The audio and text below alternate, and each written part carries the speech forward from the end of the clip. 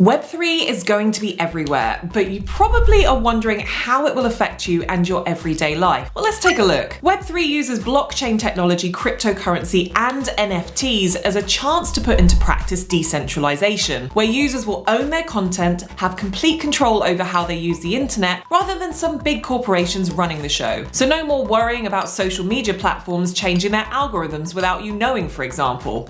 In a decentralized world, social media platforms will have more transparency and voting rights from people that use it, like you and me. Ownership online will also increase opportunities for the creator economy, cutting out the middleman, such as galleries and record labels for artists and musicians, and giving them the opportunity to make full profits on their work and the ability to earn more income for years to come by royalties from secondary sales. And finally, for experiences through the internet like the metaverse, we can expect to become even more immersive through technology like AI, VR, AR, and mixed